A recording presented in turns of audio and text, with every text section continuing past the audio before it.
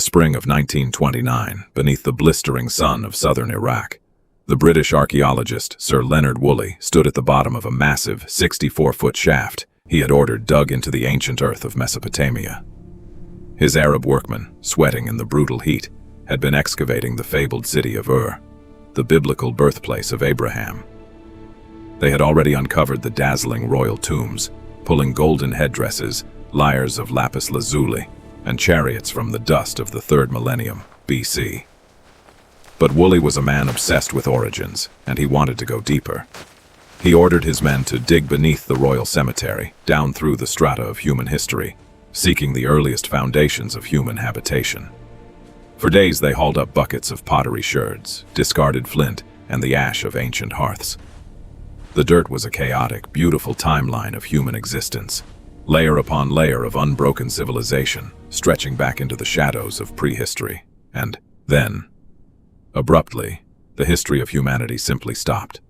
The workers' spades hit something utterly unexpected, a layer of pure, sterile clay.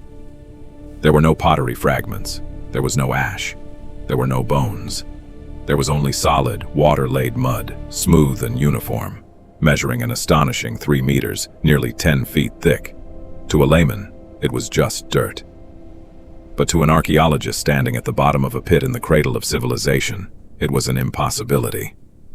Woolley called down his wife, the formidable archaeologist Catherine Keeling, and 2 of his senior colleagues.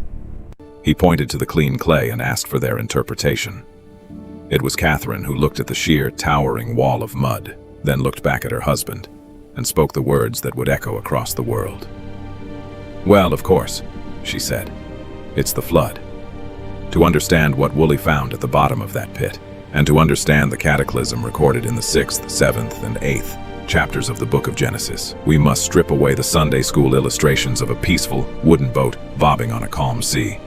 We must reconstruct the violent, terrifying, and archaeologically verifiable reality of the ancient Near East in the early 3rd millennium BC. The time period is roughly 2900 BC, an era archaeologists refer to as the Jemdet Nasr, or early dynastic period. The location is the alluvial plain of Mesopotamia, the Fertile Crescent locked between the Tigris and Euphrates rivers, flowing down toward the Persian Gulf. This was a world of mud brick megacities, towering ziggurats, and fierce competitive city-states like Uruk, Shuruppak, and Ur. The climate was harsh, the rivers unpredictable, and the society deeply stratified. This was a brutal, blood-soaked world. The Genesis text tells us precisely what the sociological state of the earth was in the days leading up to the cataclysm. Genesis 6:11 states, "The earth also was corrupt before God, and the earth was filled with violence." The Hebrew word used for violence here is Hamas, meaning malicious, physical cruelty, systemic oppression, and bloodshed. The ancient Mesopotamian texts corroborate this era of warfare, describing kings who ruled with iron fists, taking what they wanted, reducing populations to forced labor, and engaging in endless, brutal conquest. Into this environment of escalating human depravity, a man named Noah was born. According to the chronological genealogies of Genesis, he belonged to the 10th generation from Adam. He was a wealthy, prominent figure. Building an ark of the dimensions described in Genesis would require the resources, timber, and manpower equivalent to an ancient king's construction project. Noah lived in an agrarian society dependent on the seasonal flooding of the rivers, but the rivers were a known, manageable threat. The people of this era built their homes of sun-dried mud bricks, mortared with bitumen, creating sprawling urban centers surrounded by fields of barley and wheat. They traded in lapis lazuli from Afghanistan, cedar from Lebanon, and copper from Oman. It was a sophisticated, interconnected, and highly advanced civilization, and beneath their feet, deep beneath the tectonic plates of the Mesopotamian basin, pressure was building. Most people read the story of the flood and assume it was merely a catastrophic rainstorm. But a careful reading of the ancient text reveals a tectonic event of unimaginable violence. Genesis 7:11 records the exact chronological onset of the disaster. In the 600th year of Noah's life, in the 2nd month, the 17th day of the month, the same day were all the fountains of the great deep broken up, and the windows of heaven were opened. Notice the specific order of the destruction. The rain from heaven is mentioned second. The primary, catastrophic trigger is the breaking open of the fountains of the great deep. The Hebrew word for deep, tehom, refers to the subterranean oceans, the massive pressurized aquifers that exist beneath the Earth's crust. The phrase broken up is the Hebrew baka, meaning to cleave, rend, or violently split apart. The biblical text is describing a massive geological rupture, a seismic event that shattered the Earth's crust, violently expelling billions of gallons of pressurized subterranean water, likely triggering colossal tsunamis that surged up the Persian Gulf and annihilated the Mesopotamian basin. This perfectly aligns with the archaeological anomaly Leonard Woolley discovered. 3 meters of clean, water-laid clay cannot be deposited by rain. Rain erodes, it washes topsoil away. To deposit 10 feet of pure, heavy sediment in a single, distinct layer, you need standing water of colossal depth, lingering long enough for the heaviest particles suspended in the churning chaos to slowly settle out.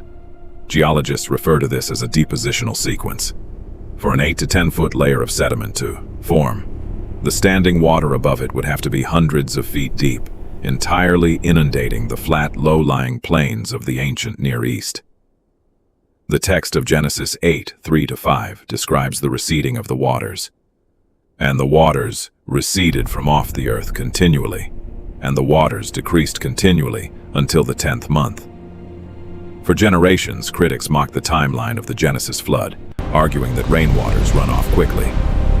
But the biblical timeline, nearly a year of drying, is exactly what geological science dictates for a massive basin flood, where the water has nowhere to drain, trapped by the Zagros Mountains to the east and the Arabian Plateau to the west.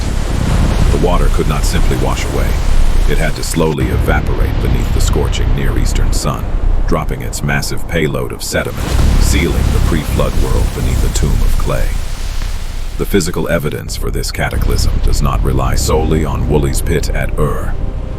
The historical record of the ancient Near East is absolutely saturated with the memory of this event. In fact, we possess 3 separate, highly detailed ancient sources from outside the biblical text that confirm the reality of a world-ending flood in this exact region. First, the Sumerian King List, an ancient stone prism excavated in Iraq and now housed in the Ashmolean Museum in Oxford. It lists the reigns of the antediluvian kings, men who lived exceptionally long lives, before abruptly breaking the sequence with a chilling sentence. Then the flood swept over. After the flood, the list resumes, noting that kingship descended from heaven again, but the lifespans of the rulers are drastically reduced, a detail that perfectly mirrors the sudden drop in human longevity recorded in Genesis 11. Second, the Epic of Gilgamesh, discovered in 1853 in the ruined library of Nineveh. Tablet 11 of this epic contains a detailed account of a man named Utnapishtim, who was warned by a god to build a massive ship, coat it with pitch, and fill it with animals to survive a global deluge. Third, the Atrahasis epic, dating to the 18th century BC, which explicitly states that the flood was brought about because the earth had become corrupted and filled with the deafening noise of human rebellion. Critics often point to these Babylonian and Sumerian accounts and claim the Bible simply copied their myths. But serious historians and archaeologists see it differently. When multiple distinct cultures from the exact same geographical region independently record a massive, boat-surviving cataclysm that wiped out their ancestors, they are not copying each other's homework. They are remembering the same historical trauma. The difference lies in the theology. The Babylonian gods caused the flood because humans are too noisy and disrupt their sleep. They are capricious, terrified of the rising waters, and swarm like flies around the sacrifice afterward. The God of Genesis acts out of profound, grief-stricken moral justice, acting as a sovereign judge to cleanse the earth of systemic, inescapable violence. The historical event is the same. The biblical text simply provides the true, forensic, and uncorrupted theological record of why the sediment layer exists. Imagine the reality of being Noah. According to the text, he was commanded to build an ark measuring 300 cubits long, 50 cubits wide, and 30 cubits high.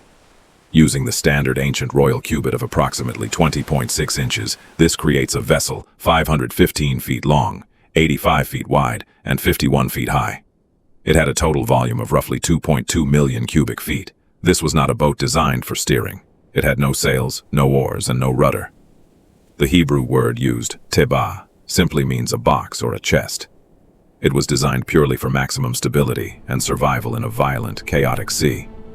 The human toll of this construction must have been agonizing. For decades, the air in the Mesopotamian valley would have been thick with the sound of bronze adzes cutting timber, the massive groans of structural beams being hoisted into place, and the sharp, acrid stench of boiling pitch. Genesis 6:14 specifically commands Noah to pitch it within and without with pitch. The Hebrew word is kopher, meaning bitumen, a naturally occurring tar-like substance. Archaeological excavations across Mesopotamia, including at Ur and Uruk, have revealed that the ancient Sumerians heavily utilized natural bitumen seeps for waterproofing their mud brick walls and reed boats. Noah was utilizing the advanced waterproofing technology of his era, scaled up to an unimaginable degree. The physical labor was unrelenting, but the psychological burden was infinitely heavier. For years, he lived under the shadow of this massive, dark structure, surrounded by a society entirely consumed by violence, greed, and ruthless ambition. He would have faced the relentless mockery of the city-states, the sophisticated elites of the early 3rd millennium BC who viewed him as a madman building an ocean liner on dry land. Noah was a father trying to protect his wife, his 3 sons, Shem, Ham, and Japheth, and their wives. He was holding the line of human sanity in a world that had gone entirely mad. And then, the day came. Genesis 7:16 records one of the most chilling and definitive sentences in all of ancient literature. After the animals were loaded and the family was inside, the text says, "And the Lord shut him in." It's unmistakable. Noah did not close the door.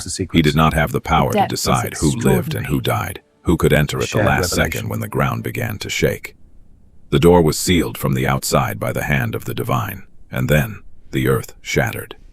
The revelation of the flood narrative, when anchored to the archaeology of the Mesopotamian basin, is profoundly unnerving. When Leonard Woolley dug through that 10-foot layer of solid clay at Ur, he did not just find the end of the sediment, he kept digging. And beneath the 10 feet of sterile, water-laid mud, his workers' spades struck pottery again. They found flint instruments. They found the remains of reed huts. They found the graves of a civilization that had been utterly, violently, and permanently erased from the face of the earth. The flood of Genesis was not a myth. It was a localized regional cataclysm of such terrifying magnitude that it wiped out the entirety of the known human world in the cradle of civilization. It erased the Nephilim. It erased the violence. It buried the pre-flood kings under 3 meters of solid geological silence. The detail most casual readers miss is how perfectly the timeline of the biblical text matches the geological reality of the region. Genesis 8:13 states, "And it came to pass in the 601st year, in the 1st month, the 1st day of the month, the waters were dried up from off the earth. And Noah removed the covering of the ark, and looked, and behold, the face of the ground was dry." It took nearly an entire year for the massive inland sea to evaporate and drain away, leaving behind the precise layer of clay that Woolley would find 4,800 years later. This story matters because it proves that the biblical text is not a collection of disconnected spiritual metaphors. It is a highly accurate, chronologically precise record of human history, preserved through the millennia. When the text says the fountains of the great deep broke open, geology confirms the tectonic fault lines of the region. When the text mentions the use of pitch, archaeology confirms the massive bitumen industry of the ancient Near East. When the text describes a flood that annihilated humanity, the stratigraphy of Ur yields the silent, suffocating proof. In 1929, Leonard Woolley stood at the bottom of a 64-foot shaft in the Iraqi desert, looking at a layer of mud that divided human history in half. The smell of damp earth in that pit was the smell of judgment. The realization that underneath the clay lay a destroyed civilization is the realization that the words of Genesis are anchored in the very bedrock of our planet. When the violent, churning waters finally settled, and the heavy sediment fell to the floor of the Mesopotamian valley, an altar was built and a covenant was made. A bow was set in the clouds, a promise that the waters would never again become a flood to destroy all flesh. The sterile clay beneath the city of Ur remains there today, a buried monument to the wrath of God and the survival of a single family. It poses a question that echoes from the ancient world into our modern era. If the ground beneath our feet testifies so clearly to the judgment of the past, what makes us believe we are exempt from the justice of the future?